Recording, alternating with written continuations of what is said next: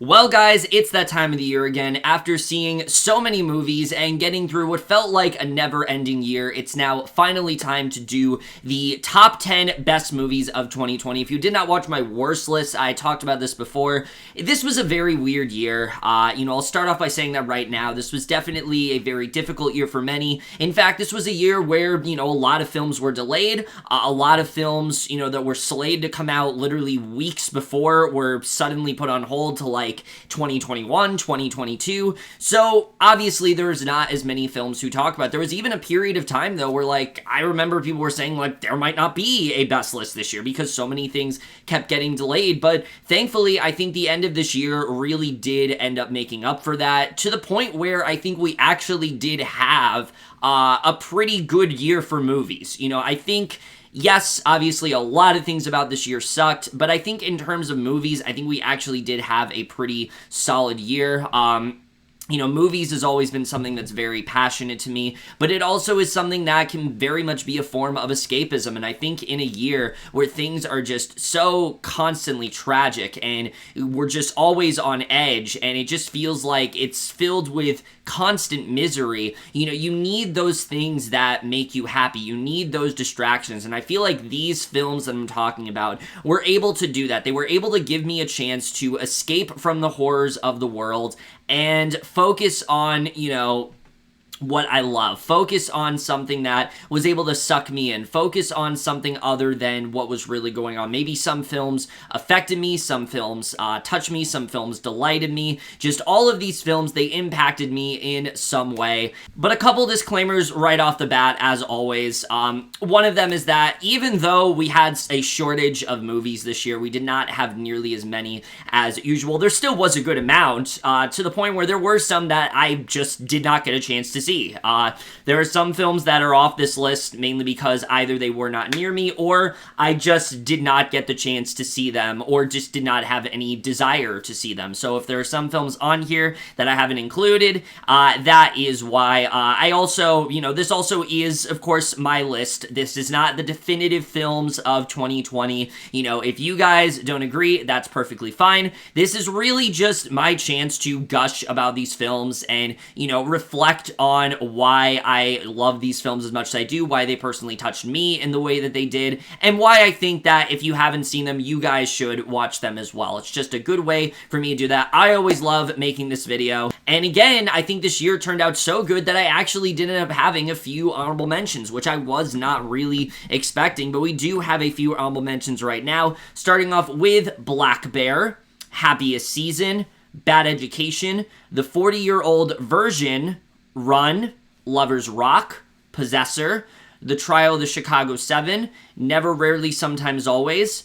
Another Round, Sound of Metal, this really excellent documentary that I did not get a chance to do a video review for, Disclosure. Great documentary about trans people and the way they're portrayed in media and things like that. Very much recommend. Mangrove, and the one that came ever so close to this list. I literally just watched this a couple days ago. Totally Under Control. Great documentary about just how royally America fucked up throughout this past year. I can't recommend that one enough. But those are the films that are my honorable mentions. A lot of great films in there. A lot of films that at the time were actually on this list. But you know what?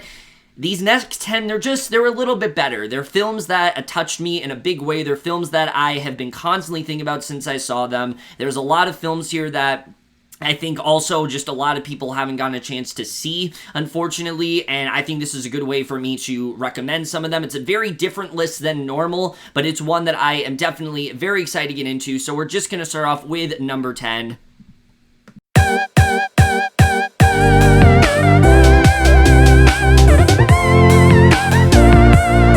Palm Springs is one of the most inventive and best romantic comedies that I have seen in years. It's a film that could go in a lot of cliches, but it really finds a way not to, especially thanks to its two central performances from Andy Samberg and Kristen Milotti, who are just so delightfully entertaining and just so relatable throughout this entire thing. Two characters that are just in very bad spots in their life. They're not horrible people or anything. They're just very unsatisfied with the way things have turned out. There's a lot of plight that they're also dealing with, and so we find ourselves constantly rooting for them as characters, but then the film finds a way to implement this great sci-fi theme, this theme of time travel, which again could get very tiring, but the film finds a way to always have something interesting going on with it, always finding a way to keep the viewer invested into what's going on, and it made for just such a delightful comedy. I mean, you had J.K. Simmons as well, just playing one of the craziest characters that he ever has, perhaps the craziest since Whiplash, except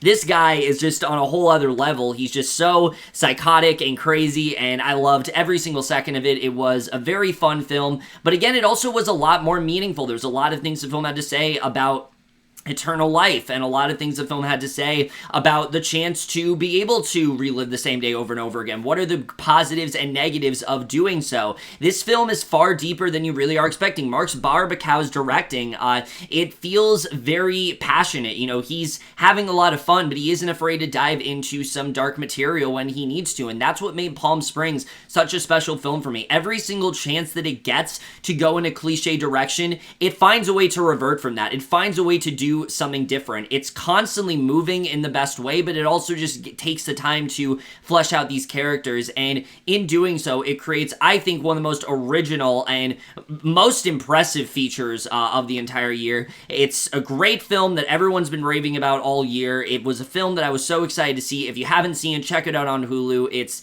definitely one of the best of its kind in a while. I'm not a big romantic comedy guy, but Palm Springs just hit all the right notes for me and definitely deserves to be at number 10.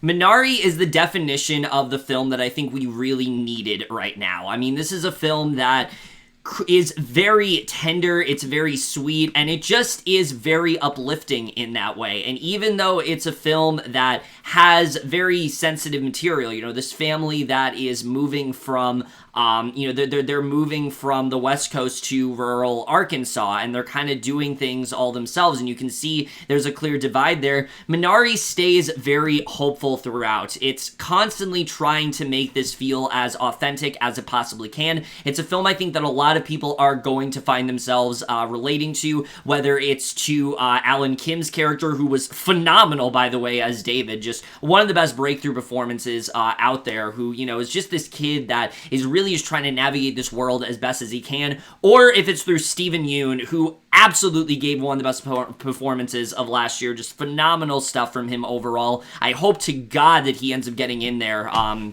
for the Oscars, and him constantly, as Jacob, constantly feeling the need to do things himself, constantly feeling the need to, have this independence in that way. I think that's something that a lot of people are going to find themselves relating to with this film.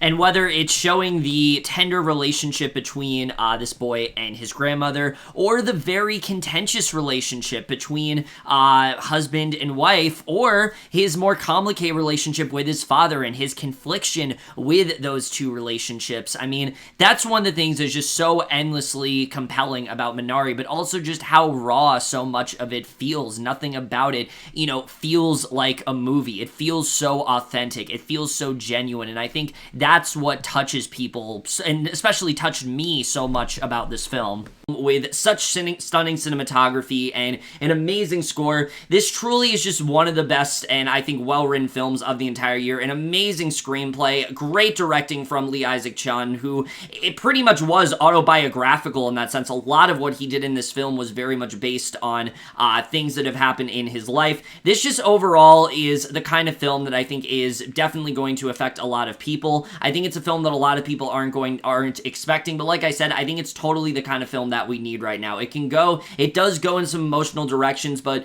through it all, it stays very hopeful, it stays very positive, and it's absolutely a film that I can't recommend seeing enough. I wish more people were able to see this one. When it comes out to wider audiences, you guys need to check this one out. Definitely one of the best films of the year for sure. It's probably on a lot of people's lists, but trust me, it absolutely deserves to be on there.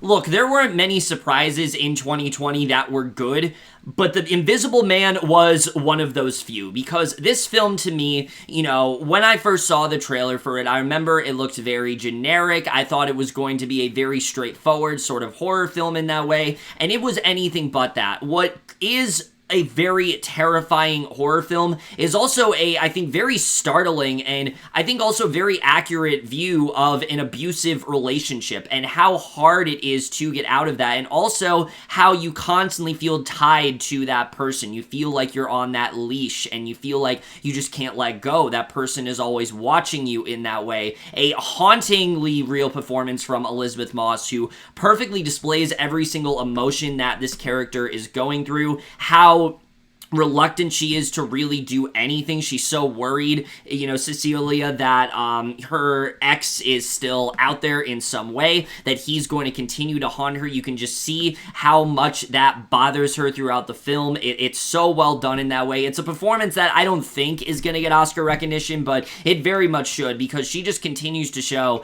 how she's one of the best actresses working today for sure. It's so emotional in that way, but it's also the kind of film that, again, is just aiming for so much more throughout. It's constantly pushing very, very dark boundaries, and it can be hard for some people to watch, but I think it's also going to be a film that is very cathartic for a lot of people in these kind of relationships, seeing what Cecilia does, how determined she is to get out of it. But it also is a film that is generally so horrifying to watch throughout. I mean, the more we find out about, the more horrifying it really does get. That restaurant scene especially, I mean, it's already a classic, and it's gonna be one that I think a lot of people are referring back to even years from now. I think that is definitely how you create a very good suspenseful scene. It went in some directions that I truly was not expecting. It had some amazing cinematography, great directing from Leigh Whannell, who just continues to show how he is constantly pushing himself as a director, from Upgrade to now this, which is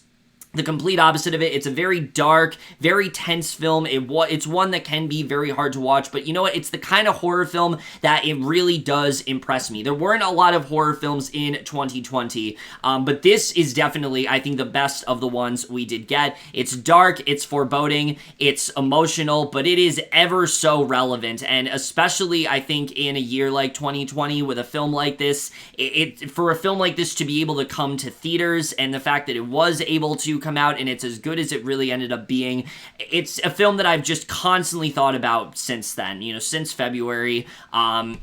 When I first saw it. It's a film that really has not left my head, and it's one of the best remakes out there, and I do think it is better than the original film. I think it's a very different film from the original, but I think it's one of the few remakes that very much does do that, and especially for something like the Dark Universe that was just struggling constantly. The fact that this film turned out to be even slightly good, I think that alone is an achievement, and that's what really, I think, makes it belong onto this list. Definitely deserves to be at number 8.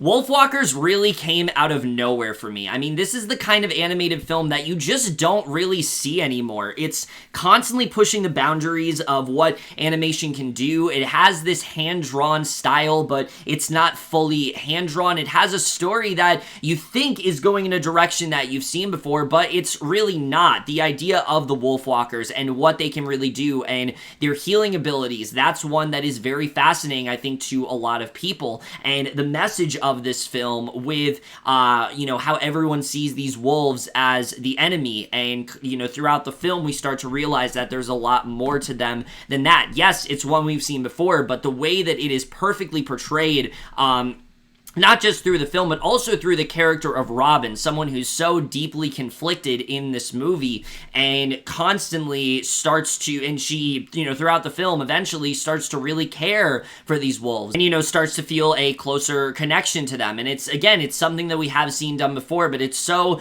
beautifully done in that way. The relation between her and Mabe was one of the most genuine of the entire year. You really felt their friendship throughout the movie, but also Mabe as a character was just so well done. The way that she was written and her personal plight as well, you really found yourself getting attached to that. It has such stunning animation that I think just in general is some of the best I've seen in years. It has amazing an amazing Celtic score. A lot of people said this was a throwback to classic Disney films, but I really do feel like Wolfwalkers is very much in a class of its own. We just don't see films like this enough. If there was any other year, I would say that this should win Best Animated Feature, and it's honestly a film that, though it's not my favorite animated film of the year, I wouldn't be upset if this did end up winning, because it is something that is legitimately very special. It's something that we just don't see enough of, and it's a film that is definitely going to propel Apple TV Plus forward in a very special way. If you have Apple TV Plus, you should watch this. If you don't have Apple TV Plus, you should sign up just to watch this film, because it really is worth every single second of your time. Just one of the most creative I've seen in a very long time. Can't recommend Wolfwalkers enough. Definitely deserves to be at number 7.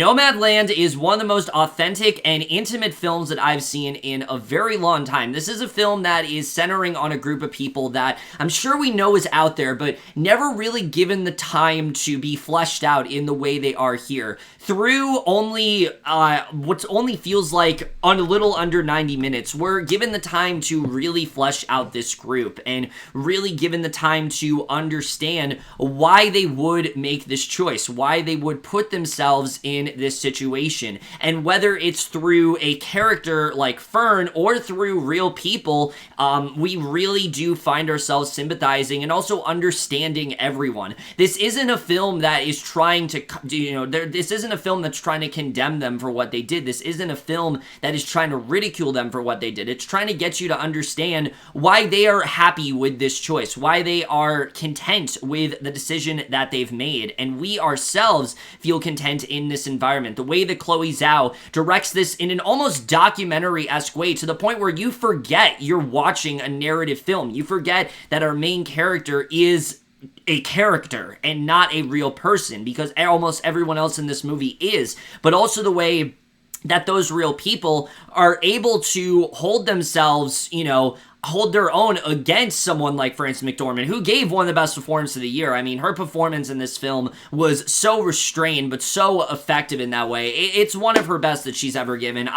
For me, I think she definitely is the front runner to win Best Actress, and I am all here for it if that does end up happening, because she is just absolutely phenomenal in this film. But it's that coupled with the other performances in this film, which were just so raw and really just spoke to me in the best ways. But it also is a film that really wants to give you a chance to really see what this life could be like. It's very quiet. It's not very showy. It's a film, though, that will constantly make you beg to go back to the theater. This is a film, when watching it, I really wish I had gone to see it in a theater. It's a film that is honestly very hard to describe without watching it, but there truly is very few films that are like it. It touched me in ways that I really wasn't expecting it to. It really got me engrossed in this world. It sucked me in and made me realize, how convenient this is for them. It might even make you decide to change your way of thinking into the way that you portray them. And I think any film that is willing to do that is something that's very special. Chloe Zhao has asserted herself as truly one of the most distinctive and special kind of directors working today. The passion that she puts into films is just beyond description. It's so powerful, and there's just so much effort that she puts into it that I feel like very few directors do. I can't wait to see how our Eternals film is going to turn out as a result of it. But Nomadland truly is just such a special film. It's a film that you've probably heard a lot about, and I feel like not enough people have really gone to see, but trust me when I say it is worth every single second of your time. It's a film that just has not left my head since I saw it, and it's a film that it might not sound that interesting to you, but trust me when I say give it a few minutes, and I think it's definitely going to affect you in some way. Very special film, definitely deserves to be at number 6.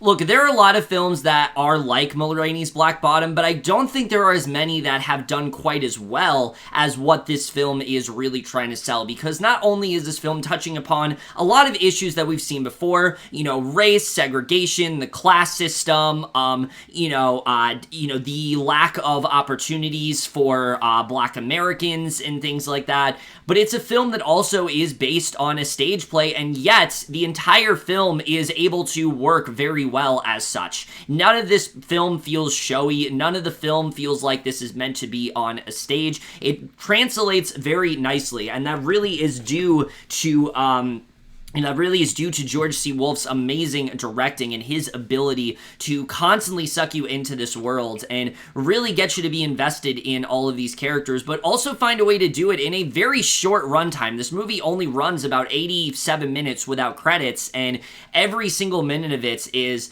absolutely spent taking the time to get to know all these characters, but it also is such an amazing actor showcase. I mean, Viola Davis gives such an incredible and transformative performance that absolutely is Oscar worthy, but Chadwick Boseman went out giving the best performance of his entire career. The effort that he puts into the character of Levy and the pathos that he really does display, it's honestly some of the best work that I have seen in a long time from an actor. You are so convinced by every single emotion, and it's the way that Boseman is able to get you more and more invested into his character as the film goes on and really get you to understand where Levy is coming from. This is a very broken character, and there's a lot of things that he's going through. He has these big dreams, but you don't really know if he's going to be able to achieve them in the way that he really wants to. And Boseman just does such an amazing job with it that, for me, is the front runner for Best Actor right now. I think there really should be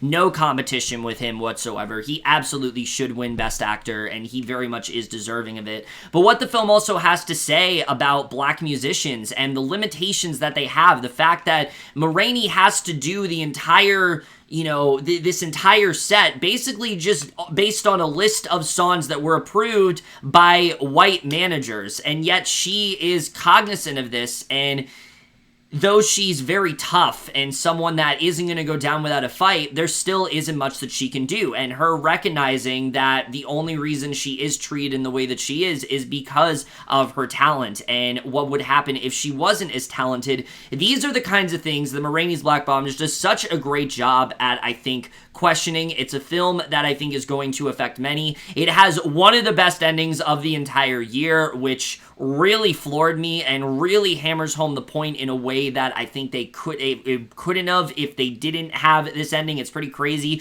that it didn't. It has razor sharp dialogue that dives into things in a much more in-depth feel that you would really expect. It has cinematography that really makes you feel trapped in a recording studio, but the costume design as well is just out of this world. It just has all the makings of a film that is very much worth your time. Like I said, we get films like this a lot, but this truly is one of the best of its kind. I truly do think in terms of stage-to-screen adaptations, this is one of the best ones we have ever gotten. I think it's a film that people are going to be talking about for many years, and I think it's yet another amazing effort from Netflix. It's got an amazing cast, amazing screenplay, amazing directing. Just everything about it is absolutely worth your time. Definitely one of the best films of the year, Ma Rainey's Black Bottom.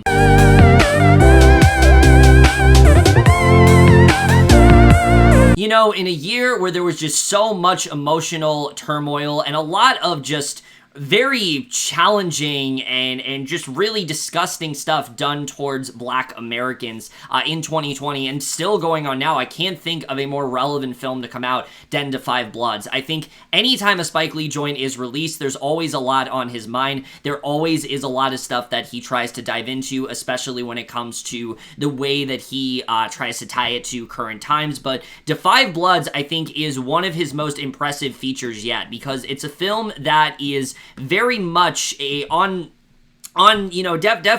on the surface, it's your typical war film, but it's aiming to be a lot more. It's a film about black soldiers that have not gotten the credit that they truly do deserve, but also black soldiers who have never really been the same since they went off to war, since they were in this environment, and how they try to get together, even though you can see they're all going in different directions. They're not connecting in the way that they used to, and It's very fun to watch at first until it's not. It starts off as this really fun sort of treasure hunt. It quickly turns into one of the most riveting and I think emotionally effective films of the entire year. Amazing performances across the board. Delroy Lindo, I mean, this is a performance that everyone's been raving about all year, but it truly is one of the best out there. Just the way that he portrays this character, who at first seems just so confident, but we clearly see is maybe the most insecure out of all the characters in this movie. It's just absolutely masterful, and it definitely deserves to be nominated for sure. I really hope that he does end up getting in there. But the other cast as well, Clark Peters, Norm Lewis, I mean, just phenomenal cast overall, all across the board. And of course, the late Chadwick Boseman, who it sucks that we have to say that, but the late Chadwick Boseman in such a brilliant supporting role as Stormin Norman, just brilliantly portraying this character. The way the film also is, the cinematography as well, the contrast between the present day and then the more 70s, the flashback sequences were very, very like Apocalypse Now heavy, I just thought was so impressive in that way. But also just, again, the way this film really showcases how different being in a war is for African Americans, and the way that they are treated in this movie, and the way that they're still being treated now, the way that this really has never escaped them. They're still feeling that same discrimination. They're still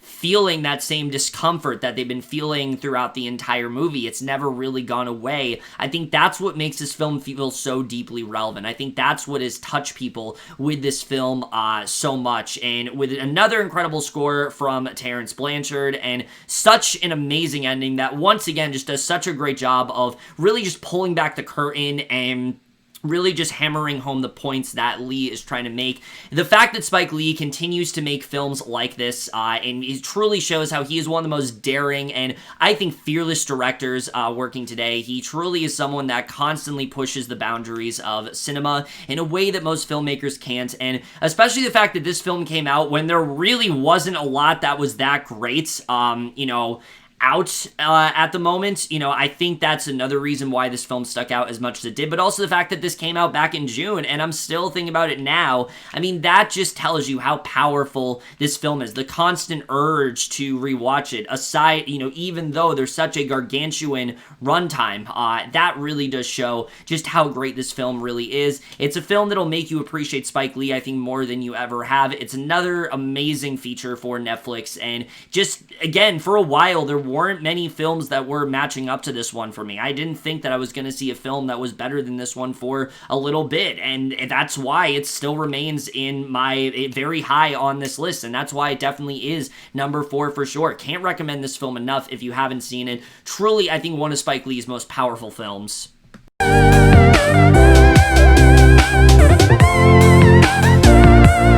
Promising Young Woman is truly a once-in-a-lifetime kind of experience. I mean, how often do you go into a movie knowing so little about it to the point where you don't even really know what it's about? And especially a film like this that is this very gender-bending type thriller, but also is a romantic comedy, and also for it to be this dark comedy of sorts, but also be more of this character study. I mean, the way they were able to combine all of that together alone is an achievement. And Emerald Fennell's directing, I mean, it is one of the most confident and fearless debuts I have seen in a very long time. There is zero qualms with anything in this movie. The way that she's able to really just dive deep into this character, but also dive deep into everything this film is trying to do, not trying to shy away from everything. I mean, that alone is enough of a reason to adore this film. But Carey Mulligan's just such incredible multi-layered performance, an absolute revelation in this movie that I truly do feel is the best female performance of the entire year, and affected me in ways that I really wasn't expecting it to. It's alluring, it's very shocking as well, but it also is so terrifying what she ends up doing in this film. It's unlike anything that she really has done before. You don't realize how capable she is until you're really watching it. But also what this film is really trying to say, and the way that it doesn't really beat you over the head with it, but it isn't subtle about it either, and yet it still all works. I think that's what's so impressive about this movie, is that it's trying to do so much, and it's really just aiming for every single high possible, and every single one that it hits as it swings for the fences, it absolutely goes for. It absolutely lands in that way, and I think that's what also makes this film so special. This soundtrack to this film is so weird. It's so all over the place, and yet it just kind of works. The cinematography is such a distinctive and very colorful look that almost is like candy. You can literally touch,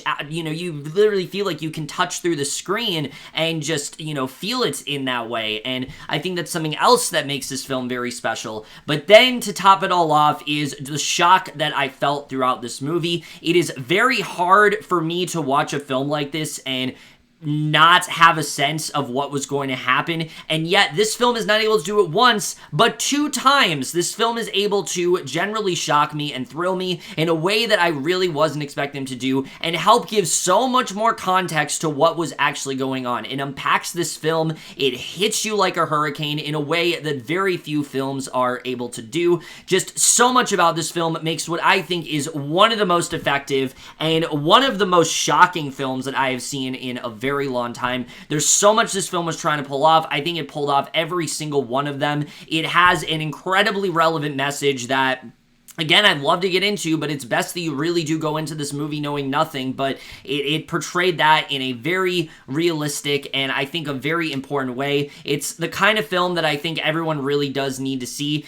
It's really just the film that I think we were really kind of lacking last year. It came out at the perfect time. I was so happy that I was able to see this film. I didn't think it was going to come out, and the fact that it was able to at the tail end of last year and really just give us this very shocking delight that I think we all really kind of needed. I think that's what makes Promising Young Woman so special, yet let alone the fact that so much of it actually does work. I think that's also what's so impressive about it. Just every single element in this film, it's one that just constantly impresses me. It's one that I'm constantly thinking about. I have not been able to stop having a desire to rewatch this film. The second it comes on VOD, I'm definitely going to be watching it again. It sucks for those of you who have not gotten a chance to see it in theaters, because it truly is a film that's made for it. But during these times, I'm just glad that a film like this was able to be released. It's definitely just one of the best things I had seen in a very long time, and absolutely deserves to be at number 3.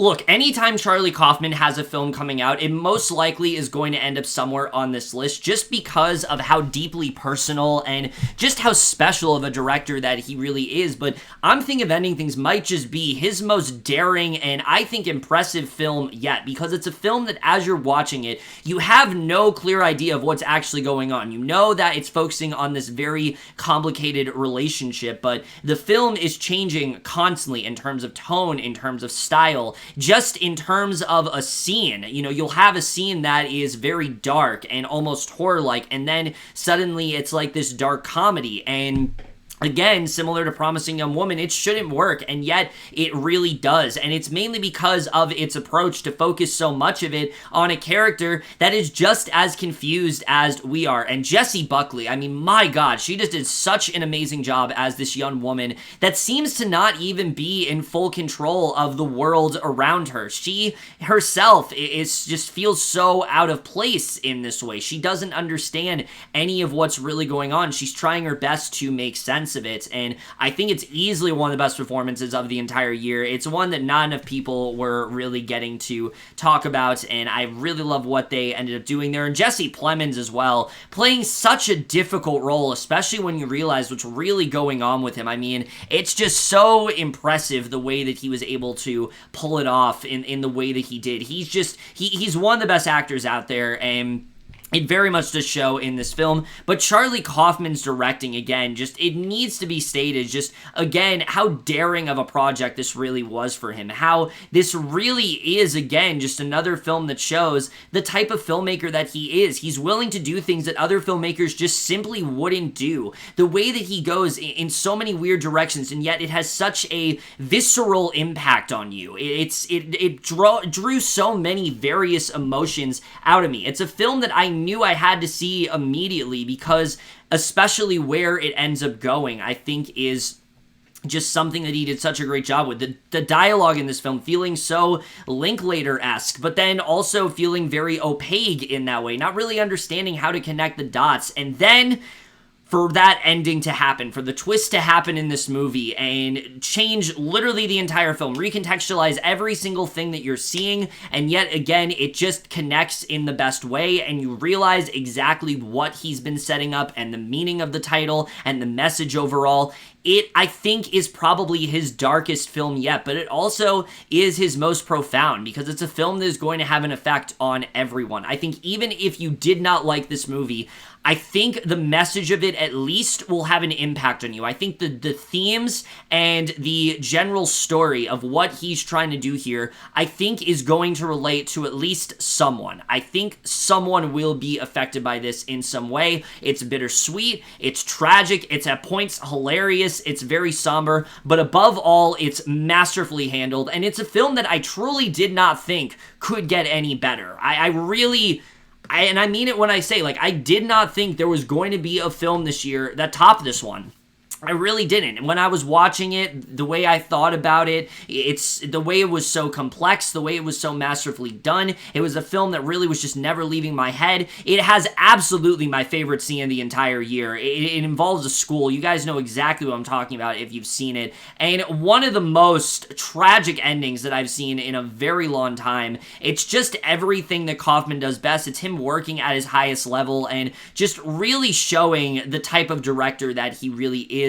The way that he's able to really just get very deep into the human emotion, just really touch upon the darkest, the deepest emotions that humans do have, but also just the regrets that they have within their life. There's so many things that I'm Thinking of Ending Things just pulls off so well, and I truly did not think there was going to be a film that topped it this year, but lo and behold, end of this year, one did come along and just has not left my head since then. I think you guys kind of have an idea of what it is, considering it hasn't made an appearance on this list yet, but of course it is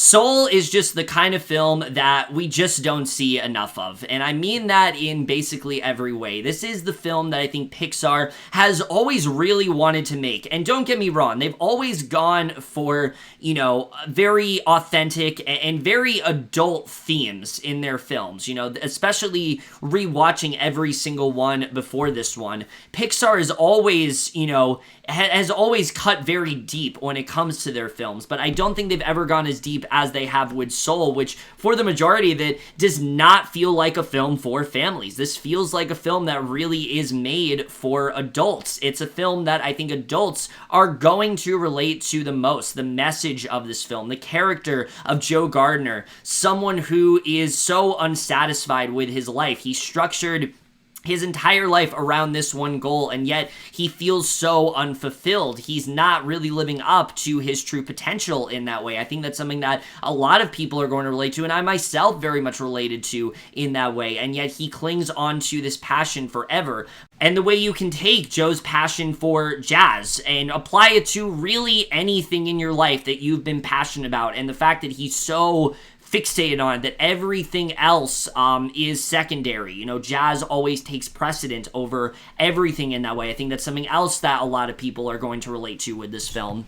But also the fact that this film, that's not its actual message. Its central message is one that you're not really expecting, but it's one that I think is something that just isn't touched upon enough, something that this film really does an excellent job of displaying, and it's something that I think is really going to touch a lot of people. But the voice performances as well, I mean, Jamie Foxx giving, I think, one of the most human performances we've ever had in a Pixar film, and just displaying every single emotion he can out of Joe Gardner. 22 being such a complex character that really brings this other side out of Joe that he didn't even know he needed, and the bond that these two are able to form, and the way that they feel so different, but yet there's so many similarities about them, and the journey that both of these characters end up going on, it just feels so special in that way. And the performance that Tina Fey gave as well, I mean, I've seen a lot of people come down on her, and I just really don't understand it. I think this is easily some of her best work in a long time. She really is in top form here, and